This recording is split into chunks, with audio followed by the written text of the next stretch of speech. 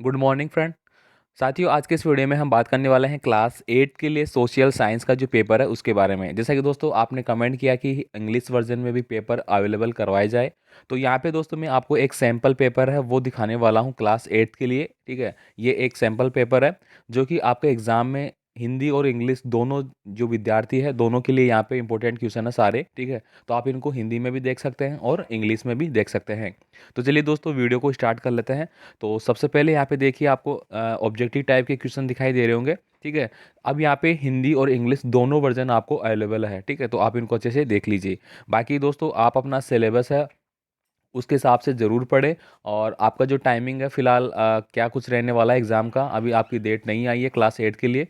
Class 10th और 12th की date आ चुकी है। ठीक है, तो जैसे ही कुछ अपडेट इन्फॉर्मेशन होती है तो वो भी आपको मैं प्रोवाइड करा दूंगा। तो सबसे पहले देखिए साथियों, यहाँ पे पहला क्वेश्चन आपको पूछा गया है दुनिया की सबसे बड़ी झोपड़पट्टी धारवी किस शहर में स्थित है?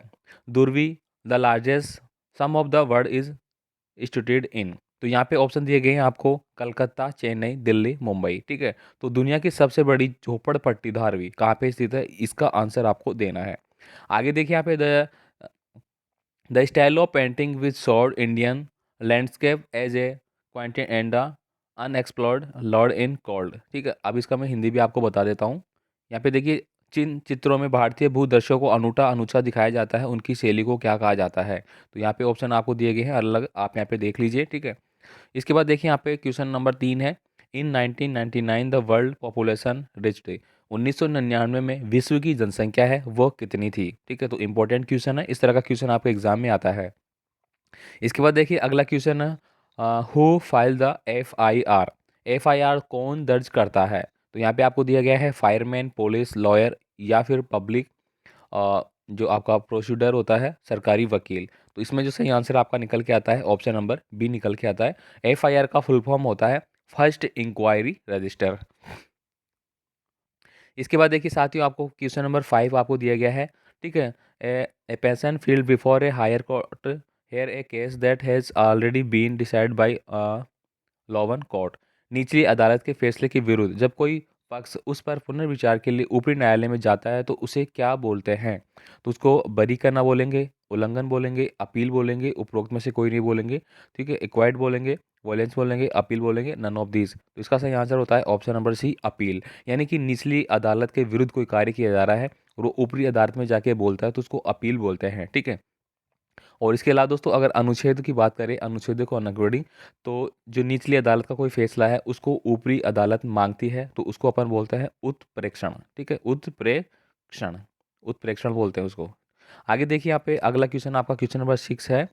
Scroll painter art called. Scroll चित्रकार को क्या कहते हैं? ठीक है, तो पट्टू, कॉमर्स, कुम्हार, इनमें से कोई नहीं। ठीक है, तो इसका आपको आंसर देना है क्या है। इसके बाद देखिए यहाँ पे क्वेश्चन नंबर 7 है। What are the case of the uneven description of population. विश्व में जनसंख्या के असमान वितरण के क्या कारण है? इसका आंसर आपको देना है। जनसंख्या परिवर्तन को प्रभावित करने वाले कारकों की भूमिका का वर्णन कीजिए।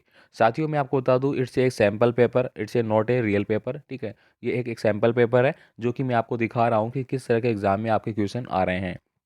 इससे पहले दोस्तों मैंने सारा इंपॉर्टेंट क्वेश्चनों का जो आपके एग्जाम के लिए लगभग 90% एक्यूरेसी है वो पेपर मैंने ऑलरेडी अपलोड कर रखा है। ठीक है, जो आपने देखा है। ठीक है, यहाँ पे देखिए अगला क्वेश्चन की मैं बात करूँ, पहले महायुद्ध के दौरान अपना स्टील उत्पादन बढ़ाने में टिस्को को किस बात से मदद मिली? What help TISCO expand steel production during first world war. Next देखिए यहाँ पे, why did Gandhi think the English education has enslaved Indians. Mahatma Gandhi ऐसा क्यों सोचते थे कि अंग्रेजी शिक्षा ने भारतीयों को गुलाम बनाया है? ठीक है, ये आपको देखना है। साथ ही अंग्रेजी शिक्षा का भारत में प्रचार करने वाले कौन थे? मेकाले। क्या नाम था? मेकाले। ठीक है, आगे देखिए यहाँ पे क्वेश्चन नंबर 11 है। स्थानांतरण कृषि क्या है? इस कृषि की क्या आनिया है? What is shifting cultivation, what is a disadvantage. ठीक है, तो दोस्तों आपको यहाँ पे इंग्लिश वर्जन दिया गया है। ठीक है, तो आप इनको देख लीजिए। आगे देखिए यहाँ पे निर्वाह कृषि और गहन कृषि में अंतर आपको स्पष्ट करना है। ठीक है, आगे क्वेश्चन देखिए यहाँ पे क्वेश्चन नंबर 13 है। कल्पना कीजिए कि आप टेलीविजन पर 26 जनवरी की परेड देख रहे हैं। आपकी एक दोस्त आपके नज़दीक बैठी है।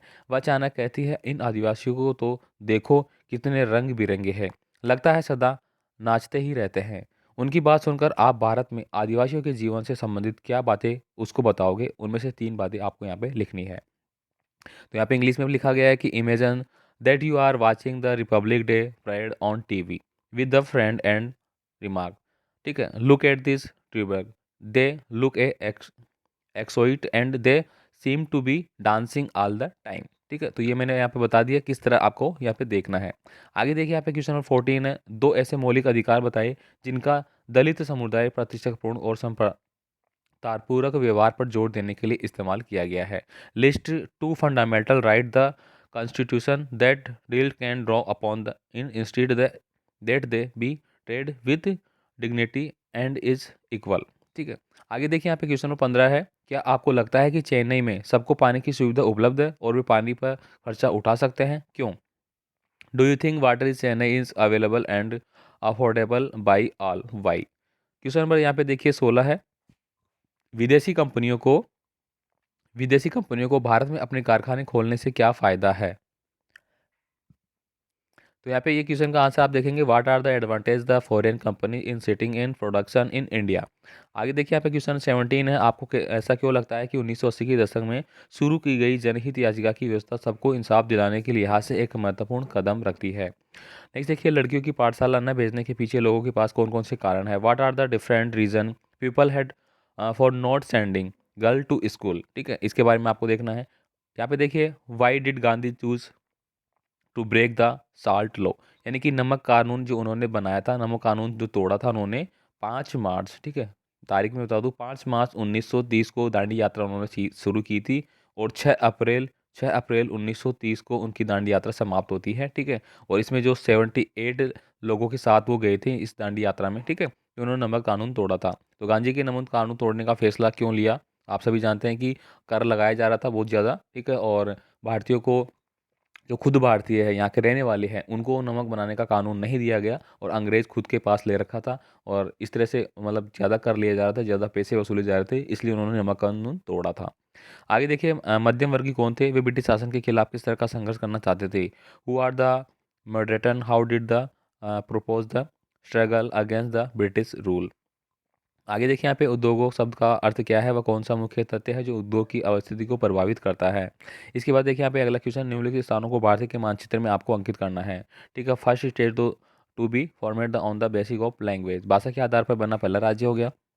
भारत के दक्षिण में एक रियासत, ठीक है, ठीक है, one presidency state of south the हम लोग आईटी इंडस्ट्रियल इन इंडिया, सूचना प्रौद्योगिकी का केंद्र हो गया।